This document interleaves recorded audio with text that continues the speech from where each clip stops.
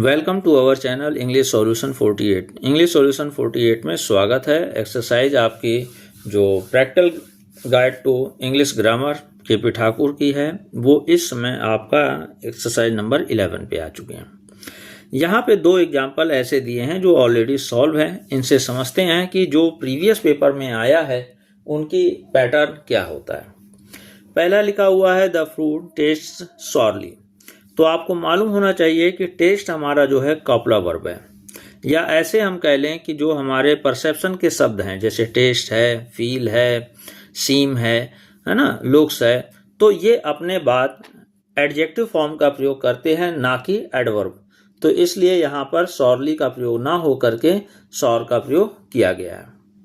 Okay, चलिए second number लिखा है प्लीज एक्सक्यूज, कृपया क्षमा कर दीजिए, मी मुझे, for giving you this trouble, आपको ये परेशानी देने के लिए।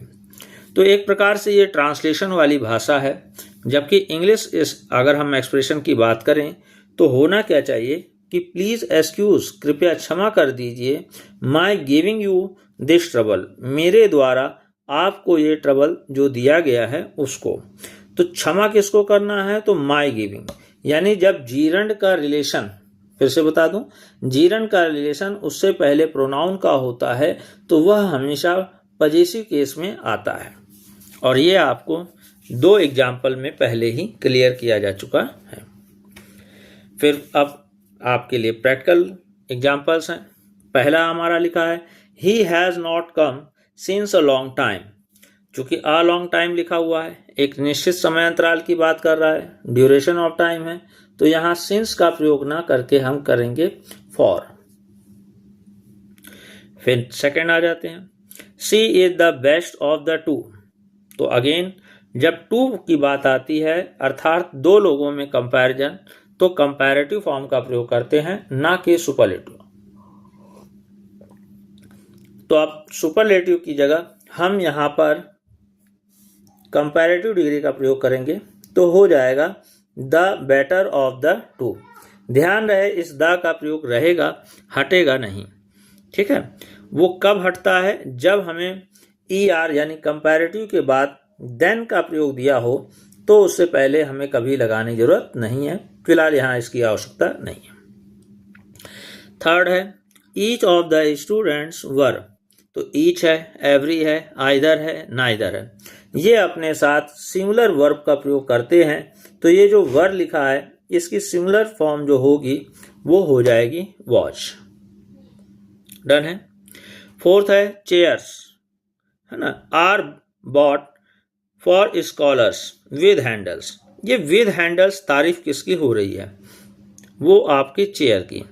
तो जो जिस शब्द का रिलेशन है उसको उसके तुरंत बाद लिखा जाता है, अर्थात द चेयर्स विद हैंडल्स, यानी वह चेयर जो हैंडल वाली हैं, are bought for scholars, scholars के लिए, विद्वानों के लिए खरीदी गई।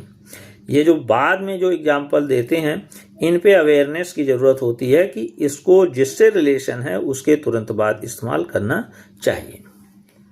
क्लियर है।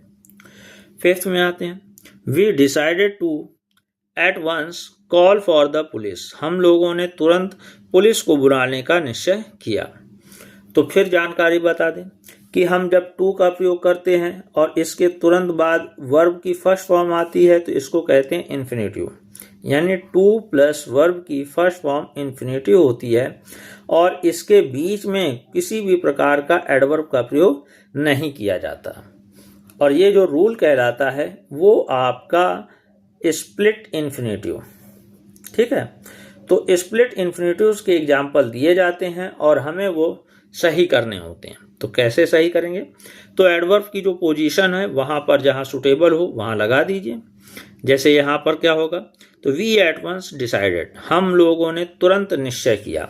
ये एट वंस का बेस्ट यूज जो है वो आपका मेन वर्ब से पहले जा रहा है। तो वी एट वन डिसाइडेड, क्या डिसाइड किया, to call for the police, police को बुलाने का निर्णय किया।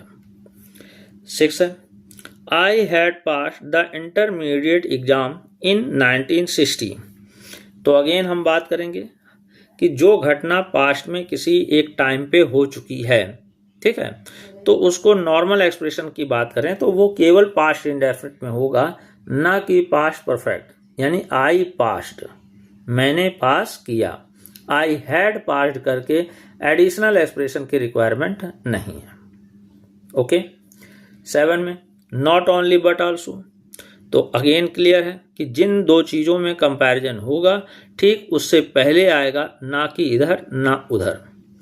तो फिलहाल एक्सप्रेशन पूराते हैं। आई एम अ लर्नर, मैं एक विद्वान व्यक्ति हूँ या सीखने वाला व्यक्ति हूँ। But I am also an earner, और मैं सीखने पढ़ने वाला व्यक्ति हूँ और कमाने वाला भी हूँ। तो एक्सप्रेशन जो जा रहा है वो आपका इसी में जा रहा है कि मैं एक ही आदमी हूँ और दो क्वालिटी रखा हूँ।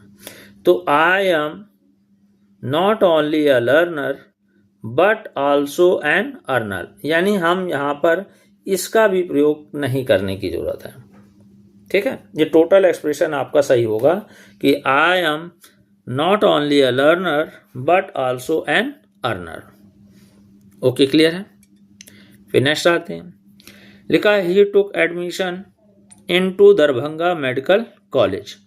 तो आपको बताया जा चुका है कि जब कहीं प्रवेश लेते हैं तो एडमिशन टू का प्रयोग करते हैं, ना कि इनटू। तो प्रेपोजिशन इंप्रूवमेंट करेंगे तो यहाँ इनटू की जगह सीधे केवल लिखेंगे टू, है ना। तो ही टुक एडमिशन टू, ठीक है, में प्रवेश करना। आगे पढ़ते हैं। लिखा है she has been reading French from. तो निश्चित समय से कोई काम करा जा रहा है तो वहां पर केवल और फ्रॉम और सिंस का प्रयोग किया जाएगा, जो कि एक एग्जैक्ट ईयर का प्रयोग है। तो इसलिए यहाँ पर फिक्स टाइम ऑफ का प्रयोग करेंगे, पॉइंट ऑफ टाइम का सिंस का प्रयोग करेंगे। फिर 10th है the news of his death are, जो कि न्यूज की तारीफ की जा रही है। और न्यूज भले ही एस यानी देखने में लग रहा है प्लूरल, लेकिन इन एक्चुअल सेंस में सिंगुलर होता है, और सिंगुलर के साथ वर्ब की जो है सिंगुलर फॉर्म का प्रयोग करते हैं। डन है। 11 में है प्लीज एक्सक्यूज। तो ये एग्जाम्पल हो ही चुका है कि प्लीज एक्सक्यूज, कृपया क्षमा कर दें। किस बात का? तो माई गिविंग, ये फॉर गिविंग नहीं, please excuse my giving you this trouble. Okay. Next है द पेशेंट इज गेटिंग। तो आपको 3 वर्ड की बात कर दूं, एक है गेटिंग, दूसरा है ग्रोइंग। तो ये ग्रोइंग का मतलब ही होता जा रहा है। तीसरा वर्ड है बिकमिंग, बिकमिंग का मतलब भी है होता जा रहा है। और इनका जब प्रयोग किया जाता है तो वो अस्तर भाव के अनुसार कंपैरेटिव फॉर्म का प्रयोग करते हैं। ठीक है, तो यहाँ पे वर्स की कंडीशन पे एक बार एक्सेप्ट कर लेते हैं। मगर और आगे बात करें तो ये वर्स टू बैड जो है गलत एक्सप्रेशन है। होता क्या है? बद से बदतर, यानी खराब था और खराब होता जा रहा है। तो सही एक्सप्रेशन क्या हो जाएगा कि the patient is getting bad to worse. ठीक है, तो गेटिंग बैड टू वर्स, ये from bad to, from worse to bad ये नहीं करने की जरूरत है। तो गेटिंग फ्रॉम बैड भी नहीं होगा, गेटिंग बैड। गेटिंग बैड का मतलब बैड होता जा रहा है, और कैसा? Bad to worse. ठीक है, और बद से बदतर। फिर नेक्स्ट एग्जांपल 13 पे आ जाता है। कैंडिडेट्स विल बी डिटरमाइंड, मतलब उनसे मिला जाएगा बिटवीन, और बिटवीन मतलब होता है के बीच में। तो इसमें ध्यान रहे कि बिटवीन के बाद अगर हम प्रेपोजिशन की बात करें तो वो टू का प्रयोग नहीं करते हैं, बल्कि हम किसका प्रयोग करते हैं? एंड। ठीक है, तो यानी अब टू प्रेपोजिशन ना हो करके कंजक्शन हमारा एंड का प्रयोग किया जाएगा। डन है। चलो 14 है आई एम रीडिंग, मैं पढ़ रहा हूँ दिस नॉवेल फॉर 3 days। अगर हम इतने दिनों से पढ़ रहे हैं तो ये तो सही है हमारा यहाँ पर कि फॉर 3 days का प्रयोग किया गया है। इससे पहले वाले एग्जाम्पल पे इम्प्रूवमेंट किया जा चुका है। ये अ लॉन्ग टाइम को हम लोगों ने फॉर लगाया। लेकिन अब टेंस की हम बात करें तो ये प्रेजेंट कॉन्टिन्यूअस ना हो करके प्रेजेंट परफेक्ट कॉन्टिन्यूअस की बात करेगा, तो हो जाएगा आई हैव बीन, और वर्ब की थर्ड फॉर्म वर्ब की फर्स्ट फॉर्म में आईएनजी का प्रयोग ऑलरेडी है। तो I have been reading this novel for 3 days। Finish है 15। लिखा हुआ है आइदर ऑफ 2 boys, है ना, 2 लड़कों की बात हो रही है तो इसमें आइदर का प्रयोग किया गया है, वो सही है। लेकिन अगेन थर्ड एग्जाम्पल पे आते हैं तो आपको बता दें ईच, एवरी, आइदर, नाइदर, ये जब हम ऑफ से पहले का प्रयोग करते हैं तो वो सिंगुलर सब्जेक्ट को बताता है। भले ही ऑफ के बाद प्लूरल नाउन रहे लेकिन वो बताता सिंगुलर को है, तो इसलिए इसके सब्जेक्ट के अकॉर्डिंग जो हेल्पिंग वर्ब है वो आपकी सिंगुलर होगी, तो हो जाएगा हैज। यानी either of the 2 boys has done this, इन दोनों में से किसी एक लड़के ने इस कार्य को किया है। डन है, गुड। 16 फर्स्ट एग्जाम्पल पे अभी बताया गया था जब आपका माउंट एवरेस्ट वाला एग्जाम्पल आया था, देख लीजिए 9th नंबर पे आया हुआ है, ठीक है, 13 नंबर मिला। तो ये एक्सरसाइज आपका है। तो इसमें हमने बताया था कि जब एक सिंगल की बात करते हैं तो उसमें हम द आर्टिकल का प्रयोग नहीं करते, तो वही इम्प्रूवमेंट आपको यहाँ ध्यान देना है कि जब माउंट एवरेस्ट बोलना है और एक समिट, एक पीक, सिंगल पीक की बात होती है तो उससे पहले किसी आर्टिकल का प्रयोग नहीं होगा। हाँ, यहाँ पे जो ये सुपरलेटिव डिग्री आया है, इस सुपरलेटिव डिग्री से पहले यहाँ पर तो द का प्रयोग निश्चित ही होगा, जैस पर रूल कि सुपरलेटिव डिग्री से पहले द आर्टिकल का प्रयोग करते हैं। क्लियर है। 17 आते हैं, लिखा है दिस इज, है ना, और आप आगे पढ़ें तो इसको जब हम पढ़ रहे हैं यूएसई तो पढ़ रहे हैं यूज, और साउंड जो जा रहा है वो आपका या यानी कॉन्सोनेंट है। तो कॉन्सोनेंट साउंड से पहले हमारा जो आर्टिकल आता है वो आता है आ। तो this is a useful thing for a traveller, किसी यात्री के लिए यह एक उपयोगी वस्तु है। क्लियर है, गुड। 18 है, लिखा है ही केम हियर, वह यहाँ आया विद हिज फैमिली मेंबर्स। तो अब हमने आपसे पहले कहा था कि फैमिली मेंबर्स आपका एक्सप्रेशन नहीं होता है, बल्कि आपका जो एक्सप्रेशन होता है वो होता है मेंबर्स ऑफ हिज फैमिली, अपने परिवार के लोगों के साथ। तो ध्यान रहे कभी कभी आपका डायरेक्ट पजेसिव का नहीं होता, बल्कि वो ऑफ के हिसाब से एक्सप्रेशन का प्रयोग किया जाता है। ठीक है, तो अब हम सही करें तो लिखा हो जाएगा he came here with members of his family. Done है, ओके। 19 नंबर पे, the climate of Ranchi is better than. तो तुलना हमेशा बराबर, तो जब तुलना हम रांची के क्लाइमेट की बात कर रहे हैं तो पटना से नहीं करेंगे, बल्कि यहाँ पर पटना के क्लाइमेट। अब चूंकि नाउन को दोबारा रिपीट नहीं किया जाता है, बल्कि उसकी जगह प्रोनाउन फॉर्म का प्रयोग करेंगे, तो यहाँ पर क्लाइमेट की जगह हमने दैट लगा दिया, फिर प्रेपोजिशन ऑफ है तो ऑफ का प्रयोग करेंगे, तो हो जाएगा the climate of Ranchi is better then that of Patna. ठीक, रांची का मौसम पटना के मौसम से ज़्यादा बेहतर है। डन है, गुड। लास्ट एग्जाम्पल है, लिखा है the patient died before the doctor केम। देखिए बहुत कॉमन एग्जाम्पल में से एक है जिसको लास्ट टाइम पे आपको बताया था टिपिकल एग्जाम्पल्स,